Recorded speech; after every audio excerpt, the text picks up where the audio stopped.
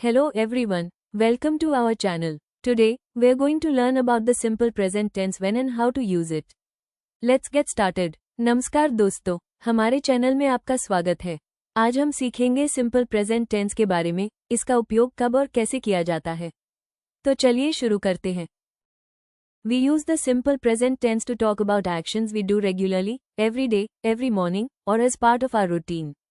These are called daily habits and routines. हम simple present tense का उपयोग उन कार्यों के लिए करते हैं जो हम रोज करते हैं, हर दिन, हर सुबह या अपनी दिनचर्या में। इन्हें कहते हैं दैनिक आदतें और दिनचर्या। Simple present tense is used to express facts or truths that are always correct, everywhere. These are called universal truths or scientific facts. Simple present tense का उपयोग ऐसे तथ्यों और सच्चाइयों को बताने के लिए किया जाता है जो हमेशा और हर जगह सही होते हैं। इन्हें कहते हैं सामान्य सत्य या वैज्ञानिक तथ्य। We use the simple present tense to talk about things that are fixed by a timetable, like train times, school timings, or movie shows. These do not change often. हम सिंपल प्रेजेंट टेंस का उपयोग तब करते हैं जब कोई चीज़ तय समय या शेड्यूल के अनुसार होती है, जैसे ट्रेन का समय, स्कूल का समय या फिल्म का शो। ये समय पहले से तय होते हैं। फॉर्मूला, रचना। सिंपल प्रेजेंट टेंस में जब हम सकारात्मक वाक्य अफर्मेटिव सेंटेंस बनाते हैं तो हमें एक खास नियम का पालन करना होता है। इसका मूल ढांचा स्ट्रक्चर होता है। सब्जेक्ट के बाद बेस वर्ब आता है और उसके साथ ही शी, इट के लिए एस या एस जोड़ा जाता है।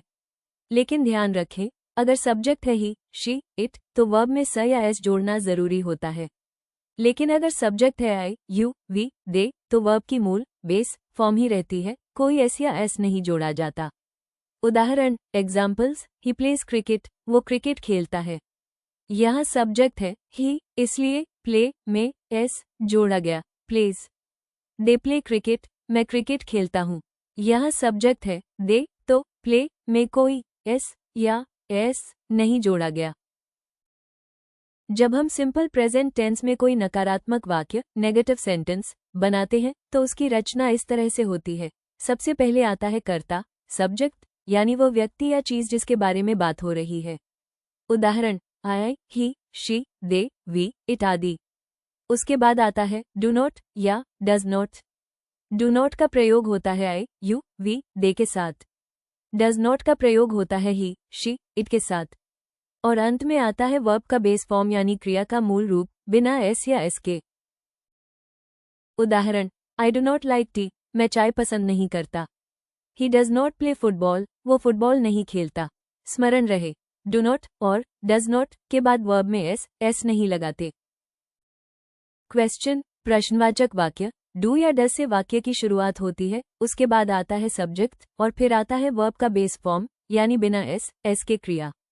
उदाहरण, does she go to school, क्या वो स्कूल जाती है। डू दे प्ले क्रिकेट, क्या वे क्रिकेट खेलते हैं।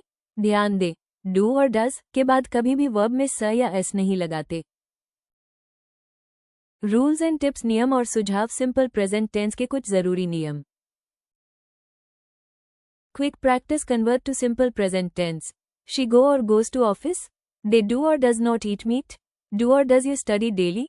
Type the correct sentence in the comments. अगर आपको यह वीडियो पसंद आया हो तो इसे लाइक करें, शेयर करें और हमारे चैनल को सब्सक्राइब करना न भूलें। अगले वीडियो में हम पढ़ेंगे सिंपल पास्ट टेंस। तो जुड़े रहिए। धन्यवाद। Daily English dose.